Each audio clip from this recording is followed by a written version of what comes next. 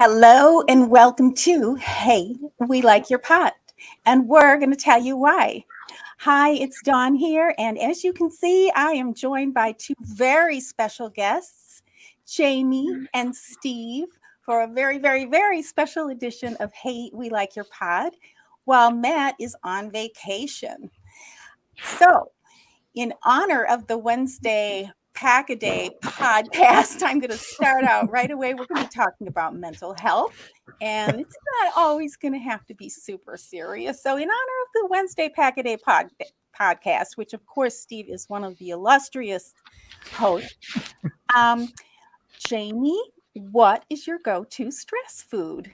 My trainer would be like, "Oh, Jamie, I don't know about stress foods." No, just kidding. My go-to stress food, something carby, like a really juicy burger, like pizza, something very carby and cheesy. Carbs and cheese, always a comfort food.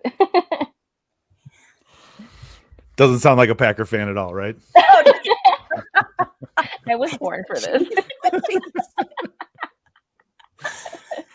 Yeah, I gotta go drive through fast food. Like that's where I'll, if I'm super stressed out and I don't want to think about the world and what's going on in my life, like I can get, a double cheeseburger from like Wendy's. I don't know why Wendy's hits really well. The double cheeseburger and fries and a Coke, like all of a sudden I can feel a little bit better about life after that.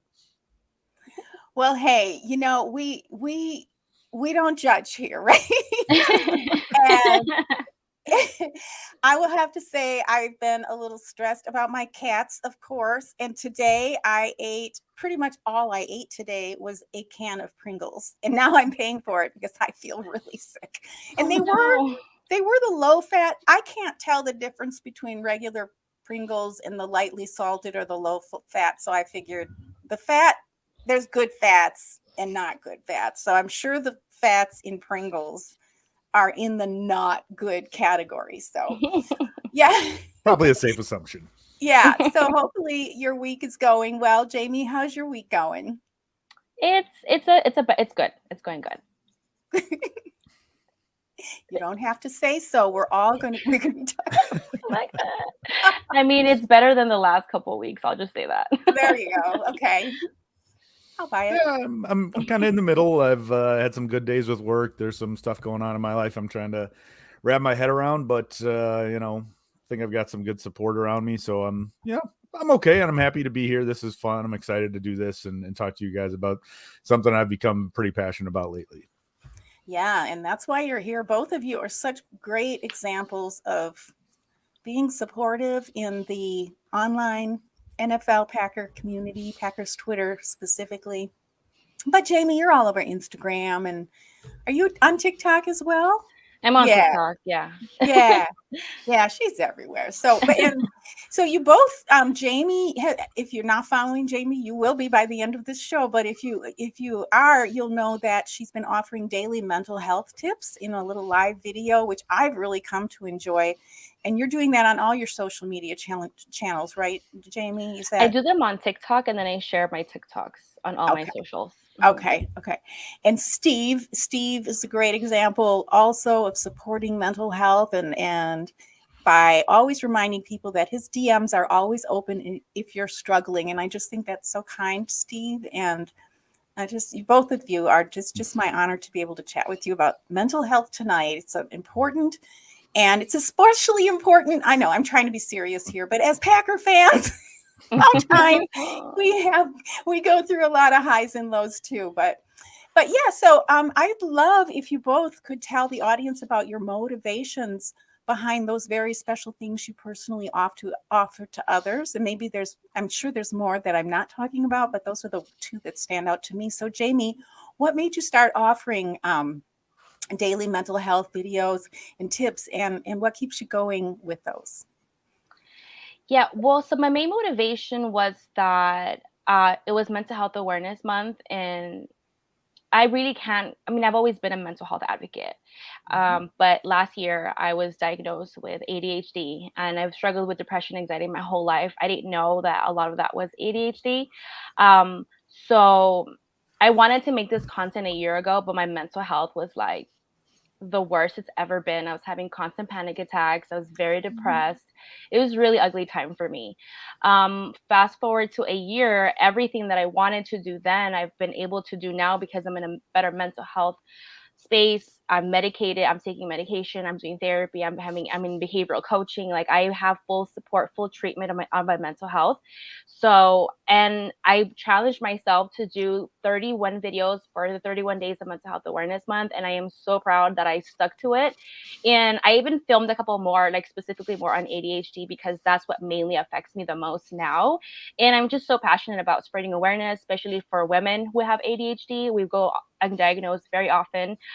So it's something that's a huge passion of mine that I'm going to continue to talk about on my social media, because I was born like this and I'm going to die like this. And I would like more people to know what ADHD is really about. That's great.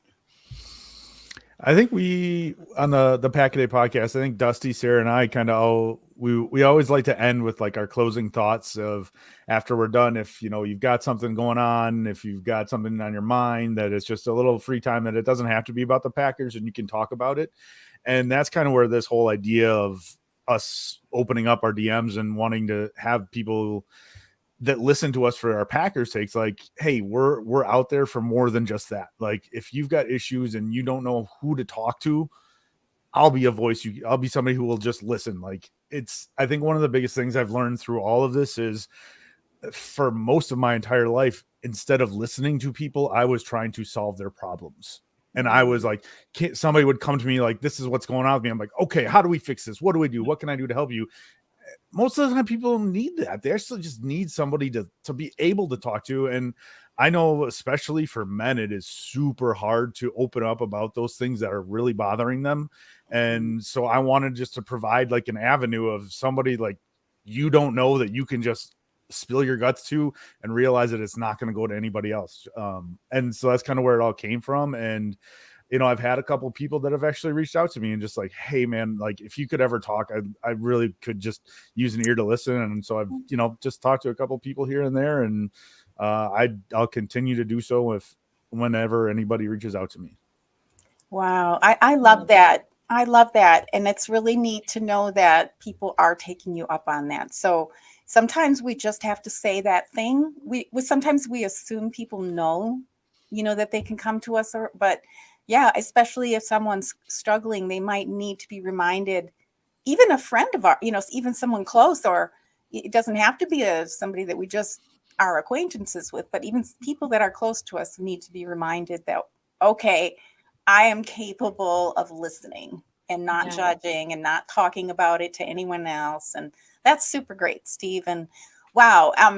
So ADHD, I'd like to talk a little bit more about that as we get through the show notes here. But I want to know more about what that even is. Yeah. Yeah, because I know what we all know what anxiety is. We all know what depression is. And the reason I want to ask you about it, so we're going to file that away, is the only time I remember ever hearing about ADHD is with children in school. Yeah. Right? Yeah. And boys. And boys. Mostly boys. Mostly boys. So you went through your entire childhood not My knowing? whole life up to 29. I was turning 30. Yeah, I was 29 when I found out, February 2021. I found out for the first time, and I was like, my life made sense. Like, I grew up hating myself. Like, I've struggled with self-loathing my whole life. Oh my God. And when I found out I had ADHD, my life made sense. And I was like, oh, I'm not broken. And, because I felt broken and damaged my whole life. Like, what's wrong with me? Why can I do this? Why am I not like the other kids? Like, why, and then you're like 30, right? And you're just like kind of in a midlife crisis. You see all your friends doing all of these things and you're just kind of like, why am I not at that level? So it was Oh, really eye-opening for me to find out it's the best thing that's happened to me. wow. Well, just now that you've said that, I will say, so for those who are listening, I'm mostly going to be talking to Jamie and Steve because I don't think I'm really terribly qualified, but I have my experiences too. And when I found out that I had PTSD, when it happened, it was very severe. It was like the nightmares and the things moving and all kinds of weird, I couldn't drive, all kinds of weird things. So that was very acute. But once I knew what I had and then we started getting on top of it, I looked back at my life because I was probably, gosh, close to 50 when it all came back, like repressed memories and things came back. And I looked then over the years, I've looked back and gone, oh, that makes sense. Yeah. So I get what you're saying about things making, it just gives us a sense of peace when things make sense. Whereas humans, we like to be fairly organized and have things kind of make sense. Wow. Can you relate to that, Steve? Yeah, I mean, I would say one of the things that I've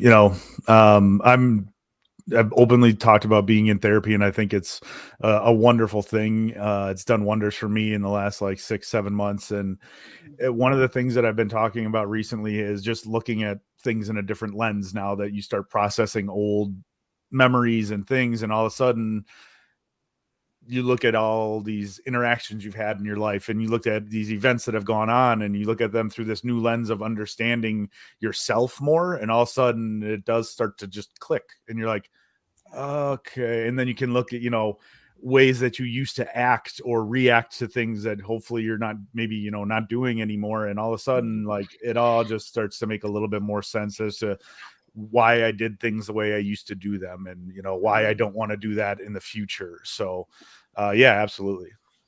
Wow. Well, I'm so interested in having this chat. Also, because we're part of a larger online community, we kind of alluded to that earlier, but so one of the questions I have for you both, we'll start with Jamie. How do you practice healthy habits? And I know that's a bit of a broad spectrum and we can break that down a little, but how do you practice healthy habits dealing with folks online? Because don't you think it's a little bit different? Online community is different than face-to-face. Yeah. I mean, especially if we're making content, if we're really active, I was just like really active on Twitter. I've stepped down a lot. For my own mental health, I had to do a lot of changes in the way that I interacted. The bigger the following you have, the more overwhelming and stimulating it could be. So, like social media breaks, huge advocate for social media breaks. They are so good for us. So I would always advocate for that. I used to be a big ignore the bully, ignore the trolls person just because I don't have the energy to be arguing with people. But from like people with Kate, like, Kate, she's really, she tells it how it is. And that really empowered me. And because like I've dealt with bullying and I would tend to like shut down instead of like, hey, defend myself. So I started to defend myself. I'll throw out like one response, but then I'll mute. I respond and mute. That's like my new technique, because you have to call it out. Like people just say crazy things and without consequence. I think there's no consequence. So I do believe that it is good for you to call it out and say, this is not right. This is disrespectful. You're disrespecting me. And enforcing boundaries online is so important with people. So yeah, those are the things. Enforce your boundaries online, take breaks. And just don't feed the trolls. Like you can respond and call them out, but like when they start affecting you too much and you're like spending 30 minutes arguing back and forth, like is it productive? Are you being productive with your time if you're spending all this energy and time and they're like disrupting your peace? Just know when to, choose your battles. That was pretty much the first thing that came to mind when you talked about that. Was my first thought was, don't be a keyboard warrior. There's no need for it. Like you don't need to go back and forth with people arguing over, who's better, the Packers or the Bears, or no, Justin Fields is trash and that's why. No, like it's just after a while, like you start looking at it, you're like, is this really worth my time and energy? And I'm gonna let you guys in on a little secret. It's not. It's really not. Like you're never good. One of the things I think I've learned after several years on Twitter is you're not going to convince somebody that they're wrong. So how many times through you scroll through, even ones you're not involved in, you scroll through it, is like none of them end with, "Oh, that's a great point. You're right. I've changed my mind." That's like 1%. I've seen that like one Okay, time. yeah, very rare. I agree. In the history of Twitter, it's happened once. Yeah. Exactly. So yeah, I Exactly. mean, I would say just like Jamie said, you can take a break. Just don't I don't really engage in the negative stuff. Like I see it and I'm like, I don't have trolls coming after me, so that's a good thing.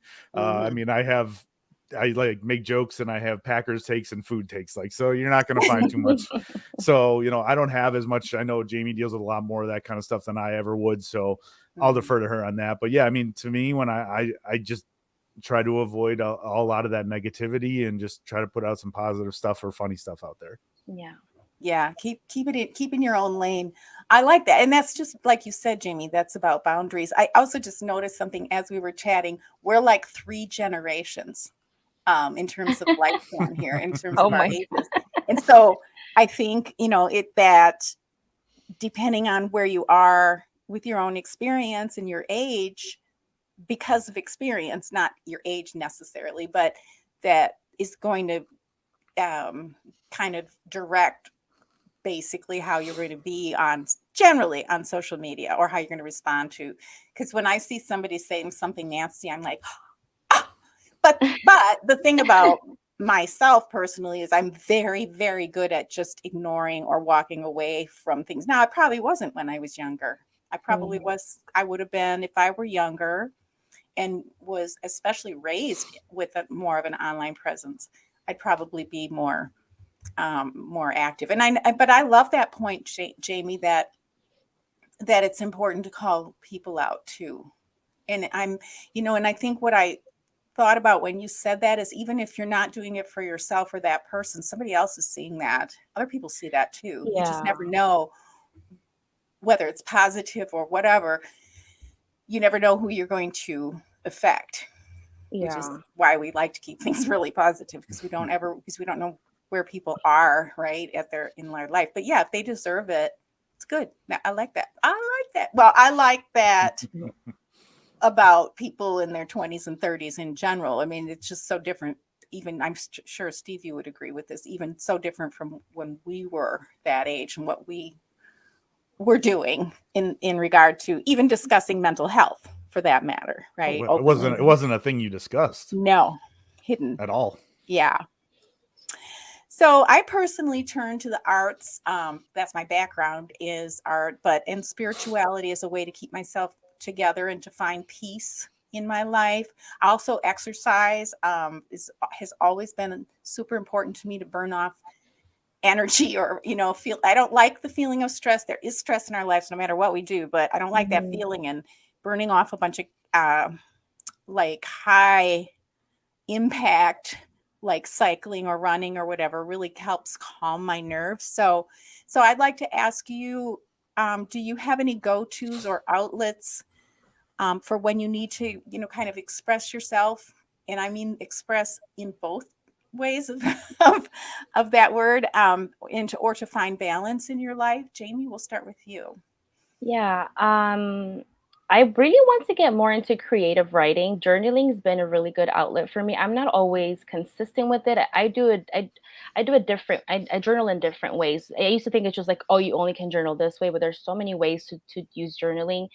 And I think I really want to get more into creative writing, but I do write things a lot. It's like my emergency therapist. Exercise is one of the number one things that's like so good for me, my mental health. Like for ADHD, it's actually, there's so much research behind like how good it is for our brain. It helps with focus, energy, and like just those extra jitters, like us that have hyperactivity. It's so good to relieve some of that extra energy that you have. So those are like my top twos, like journaling. Oh, and mindfulness is another thing that I really like. I've really been taken advantage of, because again, there's a lot of really good research specifically for ADHD, but I think it's good for anybody. Mindfulness, just being aware of thought, being aware of your behaviors. It's so good because you know how to correct along the way. I've got a couple things that I've learned over last year or so that really have been able to help me quite a bit. Number one, there's a breathing exercise that I use when life's getting a little too much for me and I need to take a pause. It's called 4-7-8 technique. And so you take in your breath for 4 seconds with your tongue pressed to your front 2 teeth. Then you hold it for 7 seconds and then you breathe it out for 8 seconds, all while holding your tongue to it. And you normally want to be standing up. You need to be like upright and you want to have your back, but you can repeat that normally like 4 times. And that really is like almost like a calming effect on me. So it's and once you become more practiced in it, then you can do it for more amount of time, but like start off at 4 times. There's a couple of good YouTube videos about it. So that's one thing that I do. It's really helped me if I'm in a super stressful situation, that I can kind of take a pause and get my head right and then get back into whatever I was doing. So that's one thing. I do agree with journaling. Like, everybody's like, oh, it needs to be a journal entry. Like it's just, I write the things that are going through my head. And sometimes just writing them down and seeing them written on paper, I'm like, whoa, that was pretty messed up. What am I thinking here? Like, okay. So, sometimes your brain can just run and run and run with certain things. And then once you actually write them down and see them, you're like, okay, let's pump the brakes here. Maybe I'm going too far with this. This isn't actually the reality. This is just my brain running with something. So those are 2 big things I do. And then the other thing, I've had a few panic attacks and I've started to like realize when they're coming on. So I've gotten better about them, and actually was able to, this last week, was able to stop one before it happened. So I was pretty happy with that. And so I recognized like my breath was going faster. I wasn't able to concentrate. And so I actually was able to call somebody, talk to somebody for about 5 minutes. And then my big thing was, my therapist has even suggested, is you just need to get outside and get back and get grounded. And so that for me is requiring me to like get outside, not wearing any shoes, like touching the grass, touching the earth, getting back to the earth. And so I walked outside of my apartment. I walked in the grass for a couple of minutes, and I've got a pool, and I went and I just sat in the pool, like with my feet, did some breathing, just let myself relax. And all of a sudden I'm calm, I'm collected, I'm feeling a lot better, and I'm able to walk back to my apartment, and all of a sudden I was doing okay in the world. So, it's being mindful, like Jamie said too, just being mindful of yourself and understanding that. And all of a sudden you can be preemptive as opposed to letting these things overwhelm you. I love that so much. Yeah, these are great. That's great. Wow. And I don't know, probably everyone who is listening right now, I don't know if Jamie, if you did it, but I just did that exercise, that breathing when you said I was doing it. I was doing it. And it was. I was hoping no one noticed. Like, wow. Yeah, that felt good. It's kind of crazy, but like I was just be mindful when you're doing it the first couple times, because it can give you a little like lightheaded sensation. Right. And so I was doing it one time when I was driving, and all of a sudden I was like, I did after my first breath, I was like, oh, okay, don't do that while you're driving. That's not a good idea. Right. Oh my God. Right. I haven't lately. In fact, I was looking for it. I had a CD, and then I had it on my Apple Music, a kind of relaxation type of video. And he always reminds everyone, please don't do this while you're driving, please be at home. You'd be surprised. That's really interesting. Panic attacks are horrific. I've only had two, I think. And it was when I was, again, in that really acute stage of my PTSD, which lasted about 3 weeks. It was awful. But then the one panic attack did come later. I kind of forgot all about having those. And I felt like I was going to die. I thought I was going to die. And that my heart was, I don't know why I thought I was going to die, but I couldn't breathe. And it feels like that. Yeah. And it just, the first time I was like, what is happening? And so they gave me medication to take, which helped a lot. But the second time I called my doctor, and she said, and she was so nice at that time, she gave me her number and everything, because it was in the evening. And she just talked to me. She told me what to do. She told me to go take that medication, because I'm not one to take medication. I forgot I had it. And she said, okay, now do something with your hands. Do you have something you can do? And I had this like tub of antique buttons that I had collected over the years, and it had gotten dumped out a couple months prior accidentally, and so they were all, so I took all of my buttons and I was reorganizing my buttons. I was sorting them by color and then by year, and by the time we were on the phone, and like all of a sudden I was like, oh, I'm fine. It was crazy. So for I love me, that. it was doing something, I don't know what you would call it, like a menial task of just kind of organizing my buttons. And I hopefully, yeah. Oh, oh gosh, Steve, I'm glad you have those tools. I'm glad you have those tools.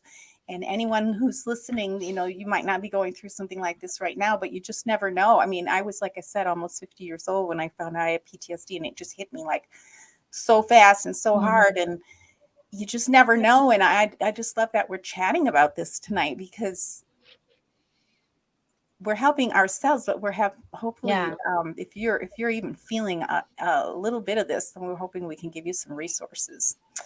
So here's a question for you, and this might be off the wall, but I have a reason for asking it. So how do you define mental health, and or what does mental healthiness look like in your life? Jamie. Oh, me? Sorry. Sorry.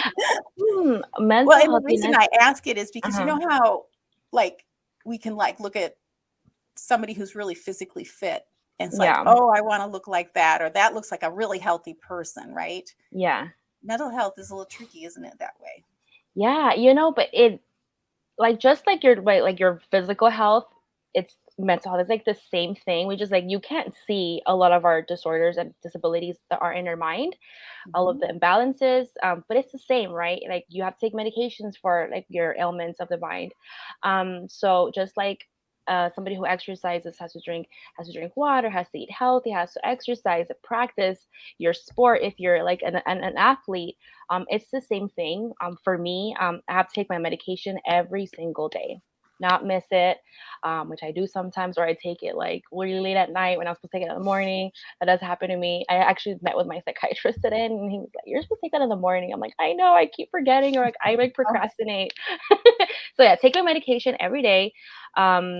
Making sure that I use my coping tools. Like, I am in therapy, or I'm taking a break from therapy because my therapist went on maternity leave. I miss her so much. Shout out to Maria. So I have to now practice all of the coping tools I learned with her this past year. Like, I don't have her for easy access. I do have my coach. I have an ADHD coach, and we do a lot of behavioral stuff with him. He teaches me about coping tools and skills for ADHD and stuff, specifically for work, because that's where I struggle the most, and in life too. So just practicing those coping tools that I've learned. If you don't have any coping tools, like learning what coping tools out there and just using them, because sometimes we can just sit there and like suffer in our illness, in our disorders, in disabilities, or like just ask for help if you physically cannot. And I've been there where I cannot get off my bed and do anything. Ask for help. When you can't do it yourself, ask for help. Yeah, I mean, I think for me, it's the small choices. It's managing small choices, because once you start doing that and you understand what you're doing, then those become habits. And then, those habits, good or bad, take your path in life. And so for me, it's being able to not just react to things, but to actually have the time to process it and think about it before I react to it. Because, those small choices, those become your quick reactions. And like I said, like in previously in life, I wasn't making some of the best choices I could be. And I'm in therapy now that helps me take a look at some of the things that I did and why I did them, and choices I never want to make again in my life. And so those are ways of, instead of just going with the first thing that pops right in your head, I know what I need to do is take a second, breathe it in, think about it, and then react. And it's hard to do because you still get caught in your old cycles. You get pulled into old webs, and it's a hard thing to do. So like mental, like Jamie said, it's always like being present of mind, but it's a constant battle. Like you said, you always want to try to get fit, and you're doing good things for yourself to get fit. Well, mental health, you're trying to get your brain fit and you want to make sure you continually work on it. I mean, I've been doing therapy now, I think for almost a year, and I'm no end in sight. No end in sight. Same. There's years of stuff like I'm sure I Yeah. can figure out, and I want to, because it's a really empowering thing when you actually can feel like you actually have some control over yourself. Yeah. So that's good. I That's love good. that. Yeah, and you're right, because with anything that we want to be good at, whether it's, intellectually, learning, or physically, we call it practice, right? We call it practice. Where there is no such thing, and this is my point of asking this question, isn't I think people need to be reminded too, and I need to remind myself, there's just no perfect, ideal mental health or physical health for that matter. We don't know, like you pointed out, Jamie, what lies beneath that. We know a lot of people who look super healthy and do all kinds of, marathons and get all kinds of, and then you find out they've got like diabetes or something else going on, or something even more serious. So, yeah. So it's not a goal, right? It's more of a process. Yeah. Oh yeah. Life journey. Lifetime. Yeah. Well, and I ask this because, like anything, I really do feel people can pressure themselves into achieving something, whether it's mental, physical, or both. And that ends up then causing stress, right? And so then if there's something going on, underlying condition that we have, and most of us do, then that can really escalate into something super unpleasant. And stress is really just a part of life. Everyone has some level of stress, and it's not getting easier as the world progresses, right? So it doesn't mean we're not healthy or normal if we feel stressed from this world, because this world kind of can do some really sucky things, right? So I'm wondering, how do you personally find the balance that we really need to, because we're living in just a generally stressful world, like events have happened. We've had I guess the most recent thing was the school shootings, but we have mass shootings pretty much every day in this country. All kinds of crazy things going on with politics, whatever. Traffic in LA, traffic in Southern California is crazy making. So how do you find, besides obviously your therapy and practicing what you're learning in therapy and following up with it and medication, how do you find that sense of wellness, that sense of peace, which is what I think mental health is, just a sense of it's going to be okay. How do you find that? I mean, it's crazy that you mentioned the shootings, because I got a text today of somebody. It's like a picture that's going around with somebody threatened to do a shooting in downtown. I live near downtown, and so they were like, "You gotta be careful. I know you're around the area." And I was like, "Jesus Christ! Like now I have to worry like at my own home. Like, yeah, like you as much. See, I'm more of a ostrich in the ground. Like I like to I don't watch the news. I don't watch TV. I also have PTSD, so I can't watch a lot of TV because it triggers me. So I watch sports and educational stuff. And this is why I'm always so passionate about learning, and I'm always trying to educate stuff, because that's all I do is I learn about random topics and I watch sports. Because that keeps me sane. I don't have to worry about these horrible things are happening. Like if you're watching like Law and Order and there's like horrible things are being portrayed on there, then I'm worried about being murdered all the time. So I really have to set those boundaries for myself. Like, okay, I can't see this content because it's gonna make me get a panic attack, even though it's not really happening, but they're just triggers. So knowing your triggers is really important, because then you know how to avoid them and you don't cause more stress that you don't have to. Because sometimes our minds can be so unreasonable that you feel like you're in danger then and now when you're not, and it's just where you're worried about the hypotheticals in the future so I just try to take care of myself, the content I'm feeding myself.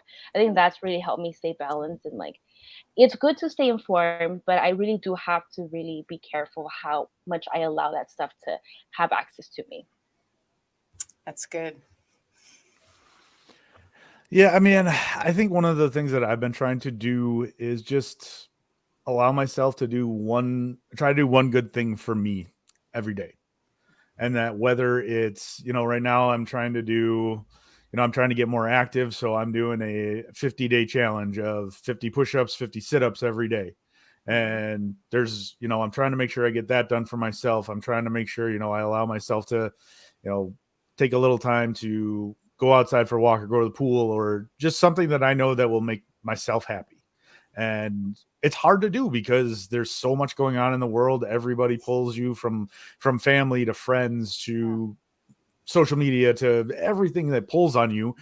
I mean, you feel like you're always engaged until all of a sudden you pass out into your bed, and then you wake up and do it all over again. So it's important. Like, it's just so important to find, like, take a break for yourself and just, give yourself 15 minutes, 30 minutes in a day where you don't do anything on your phone.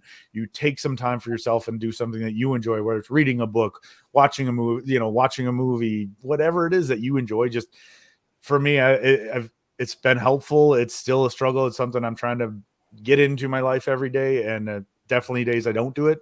Because they're like, even Jamie said, like, for me this weekend, there was a couple days I couldn't pull myself out of my bed.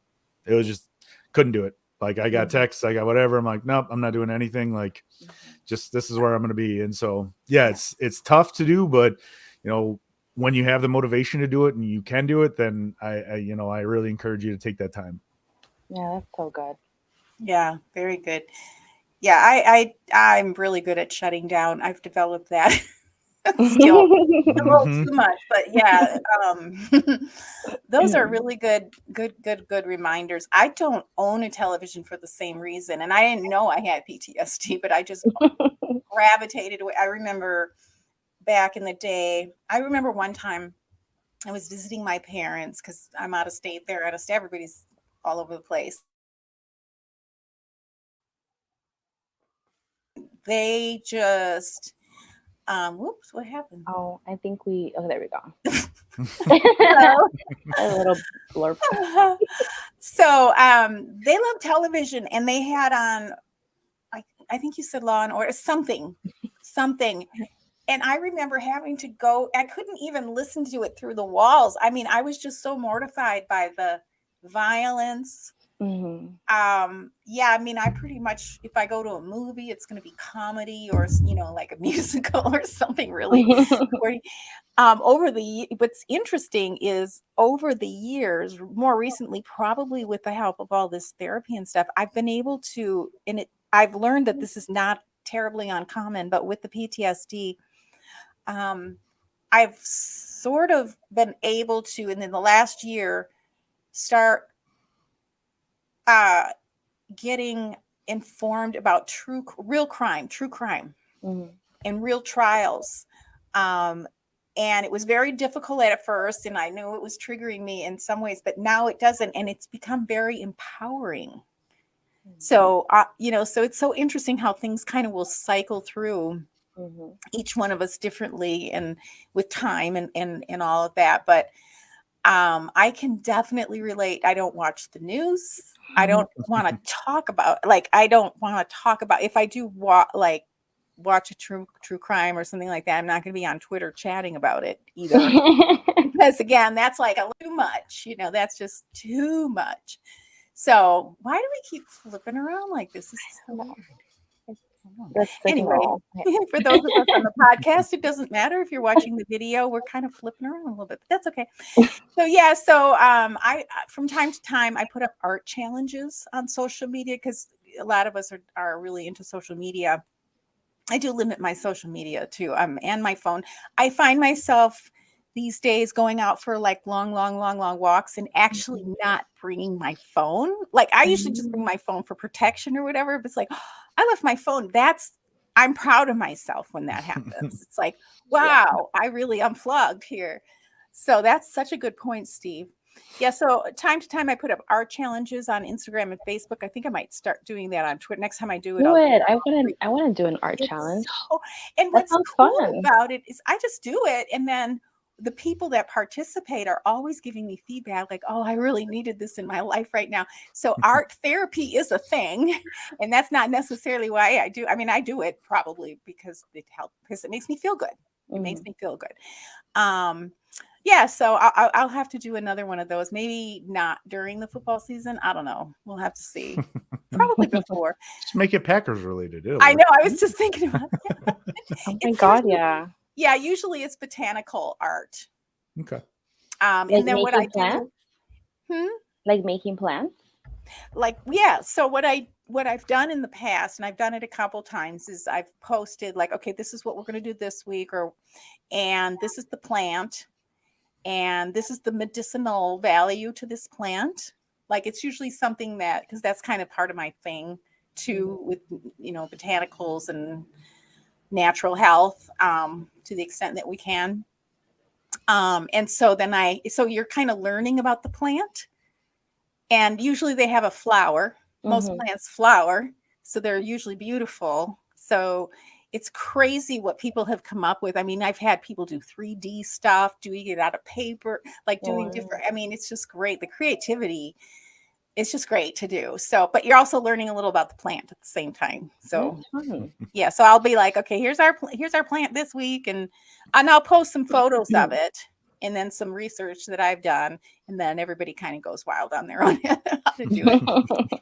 Yeah, and so and music therapy. I'm going to ask you guys what kind of music you listen to, if you use that for therapy at all. But in honor of our regular show, I'm going to offer one superlative this week, and that is a YouTuber named Lionel Yu, and he's really a YouTuber. He made his fame on YouTube, and now he's been accepted in all of the institutional, shall we say, circles of higher end music. And so one of the video, it's a video, he does videos and audio, and then sometimes he'll write lyrics to old classics, and he'll write his own story to them. Like for one of my favorites is he wrote lyrics to the Moonlight Sonata, and then he did like a dubstep version of it. It's just like mind blowing. And I mean, just talk about, and so one of my things is my emotions I bottle up. So with this kind of music, with him, at least for me, it just kind of like unplugs everything. It's like kind of like a cleanse. But he has one original that he does, and he does something original in everything he does, but like Beethoven isn't an original. So he has one called the Fundamental Expression of Human Emotions. And I thought that was a great superlative. If you listen to that, I would love to hear what comes out of you when you listen to that. And I'm going to have the links to everything we mentioned here in the show notes as usual. But yeah, he made his name on YouTube. He's now acclaimed. He's very approachable and interactive on social media. And the first thing I saw of him, it was from the Kennedy Center, which is really kind of a stuffy, place to perform. And he totally blew. He didn't tell them what he was going to do, and that's when he did the dubstep first time publicly. Wow. To Beethoven's Moonlight Sonata, which is one of my and the audience was like, "What is happening?" But he also, on his channel on YouTube, he had the live chat going, so you could read what people were saying. So the people who knew him were like, oh, "Here he goes! Oh, he's gonna let loose! Oh my God, look at those people!" It was so fun. And he's, we always love a little bit of out of the ordinary, out of the box kind of stuff, and he's just emotionally way out there. And so be interested in hearing if you use music as therapy. An audience, if you're listening, let us know in the comments too what you're doing. So that's my week's superlative is Lionel Yu. I'm just completely enamored with him. I need to check he does that out. really help me just like let go. So Jamie and Steve, do you have any music or other resources that you want to share with our audience? And I'll make sure to get those from you after, and we'll put them in the show notes after we're done. Yeah, so I use Frequencies a lot. It's music. It's It's frequencies like delta waves, binaural, isochronic tones. A lot of research behind those and how it stimulates certain parts of the brain. It really helps with focus for ADHD brains. So if I need to do mundane tasks, like my work has to do a lot with paperwork and stuff, and so I use noise canceling headphones. I listen to isochronic or binaural tones or a mixture of both. And it's the only time I can hyper focus and do really boring tasks or anything. If I need to focus and just sit still for a little bit, I use those system, and it's good for insomnia, for sleep issues. It's really relaxing. A lot of the mindfulness stuff I do has binaural and isochronic tones in it. So I'm huge lover and advocate of isochronic tones and binaural tones. So I'll share you the link with that. And then that's pretty much it as far as like music. Like I listen to like everything. I love music, but that's as far as like music for me that I'm using a lot is like the frequencies. That's great. Yeah, music wise, I guess it's a relaxing thing for me. I take that back. I got turned on to a meditation, and it was all about self-love. Now I'm gonna have to see if I can pull it up while talking about it. It's by Deepak Chakra, and it's just it's a beautiful thing. Like he talks about how in order to be able to love yourself, you need to let others love you. You need to be able to love yourself first. Wow. And it's so it's really cool. Like, so it's something that I can listen to at times when I'm struggling with myself and my inner demons and my mind telling me the bad things that I know aren't true but are still being told to me. So that music wise, that's one thing that I would suggest to anybody. And then I think the other thing I would say is, right before I get into the type of therapy, there was something that I saw actually about an hour before we recorded this that kind of stuck with me. I was scrolling on Facebook, and I don't do the TikTok, I don't do any of that stuff, but the reels on Facebook, they've got some of the TikTok stuff, and there was one that just stuck with me. And for some reason, life hits you pretty hard at some point, and it's a woman just asking, she's like, when you're at your lowest, who do you call? Like, who's your person that you call?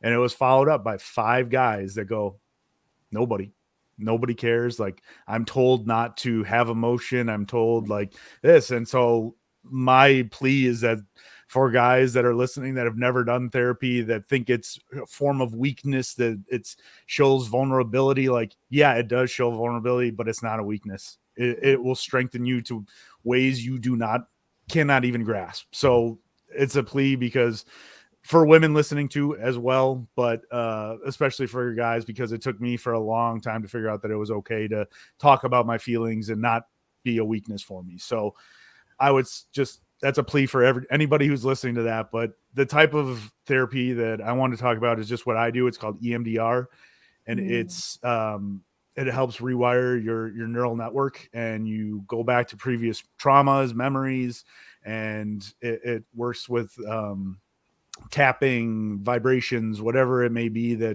and tracking your eyes, and it helps to rewrite your neural network, and you go back to previous things that had happened to you, and you start in the periphery and you work all the way down, and I'm still figuring a lot of it out, but like drilling down to the core of your issues and what's really bothering you and what's making you act out and what's making you do things, and it helps you just kind of rewrite that. And it's a continual process, but there's decompression sessions in between where I just talk about what's going on and how and that's that lens that I was talking about previously, where now I'm looking at old stuff and I'm seeing things in a different light now. So to me, it's been really effective, and I would highly recommend, if you have previous traumas in your life or things that, it's different than just talk therapy, but it's been really effective, and I can't recommend it enough. I want to try that. My friend does that. She was telling me about that. So that's so fascinating. It's so really cool. Funny. It was really funny too, because after about 6 months of it, I remember the first time I got introduced to my therapist, she kind of had a 1-hour session with me, and she's like, this is what I specialize in. I don't know if that's what you want. Why don't you watch this video? And actually, Dawn, am I allowed to swear on this podcast? I'm not sure. Well, we do. We're a family-friendly show. Yeah, okay. Just wanted to make sure, because this is you can abbreviate. This is the actual conversation I had with my Okay. therapist, because I watched this video. I'm like, rewiring my brain. I'm like, okay, that's gonna happen. And so Right. we went Right. through 6 months of all of this, and I saw it in action, and I saw it happen. And I told her at the end of it, I was like, I thought you were full of you know what. It's like I was like, I literally was like, this is BS. Like, there's no way this is ever gonna work. But thank God I tried it and kept with it, and it's been really good for me. Uh, that's great. Yeah. I had quite a bit of that with when I found out I had PTSD, and then the following year, um, my fiance was killed in a skiing accident. So I went like, whoa, that was, and this is a question I have for you guys too. What is the thing that is the stressor for you? I have a really difficult time managing loss of life. And yeah, and so it was really bad. And I think that's when I had that second panic attack too. And she was great. And I kind of had the same reaction. I'm like, oh, all right, I'll try it. I'm not, yeah, but it must have helped because I kept doing it. And I think some of the things like that, Steve and Jamie, you probably agree. It's not like taking a pill and you wake up or whatever, like on the movies where you just, oh, I'm fine today, or Yeah. the cancer's gone. It's more subtle and gradual. And then when we look back, it's like, wow, that really helped me, right? Wow. And so with this conversation, I want to encourage everyone to, however, find a way to get what you need. Just find a way. Sometimes it's a matter of health insurance and all that junk I know. in the United States that we have to deal with. But mental health is everything. One thing I know for sure is I've had a lot materially in my life. I've had a fun life. I have a fun life. I'm comfortable. But when I was struggling with all of this, it didn't matter. Nothing else mattered.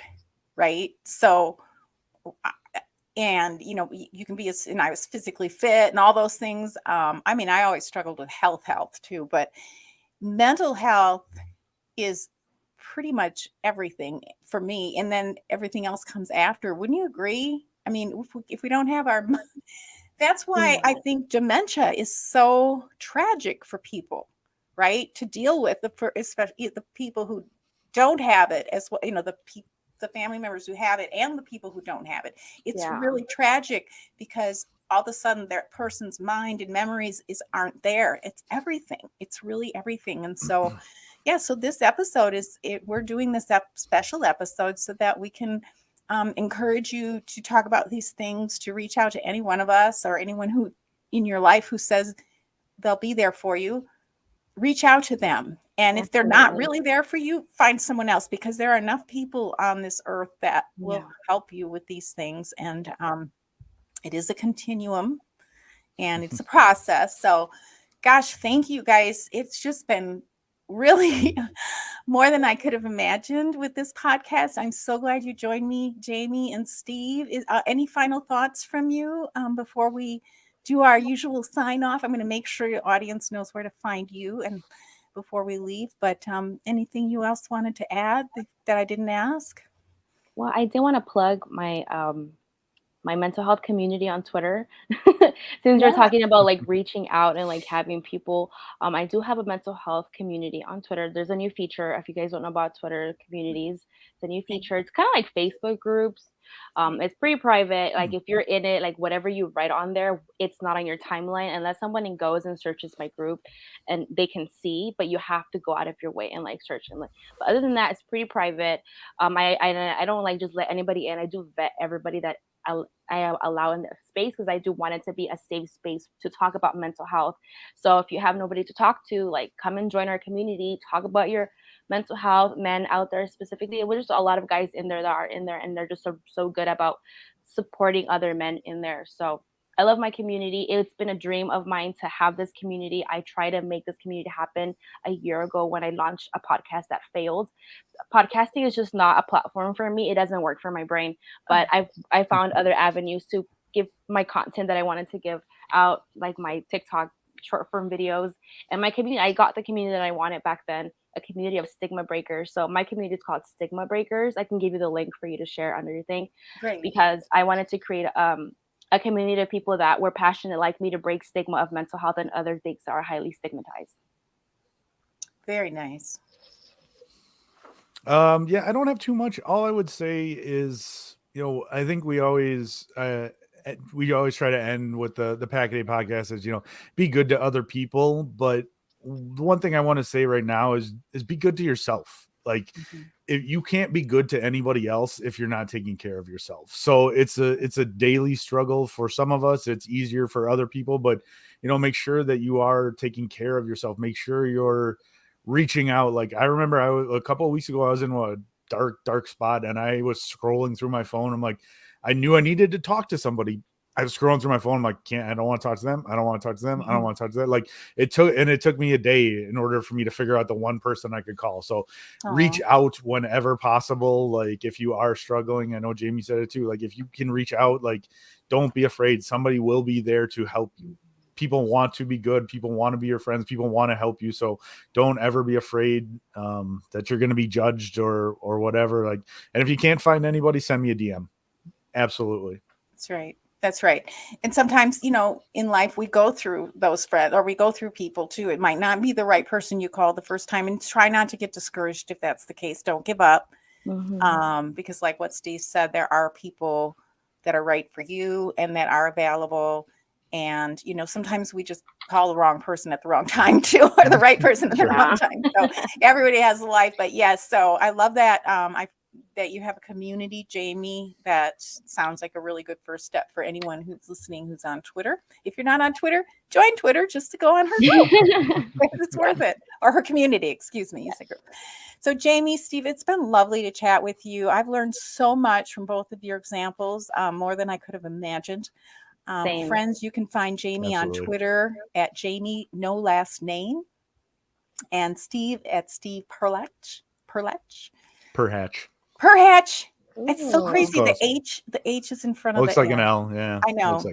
I did that. I really listened when you said it earlier on your podcast. Sorry about that. So sorry.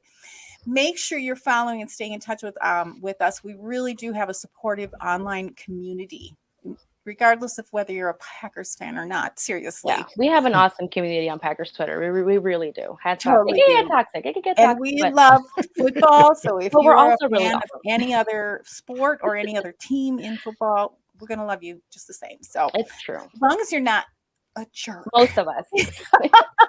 It's a roller coaster ride. I will say that. Packers Twitter is. And next week, Maddie will be back from vacation. So friends, let us know if there's someone you would like to have us as a guest on the show. And we appreciate when you take a minute to rate and share our podcast with someone who you think might enjoy it, especially this podcast, or YouTube if you're listening on YouTube or Facebook. We're everywhere. So, and that's the best way we can grow our community and continue to show the love that we like to do in our online community. So again, whether you're a football fan or not. So with that, we appreciate you all joining us here. We're all so glad to know you, to be fans of you, and to have the luxury of being fans of the most storied team in the NFL. We appreciate your support, your subscriptions, and sharing our pod. And we look forward to seeing you next week on Hey, We Like Your Pod.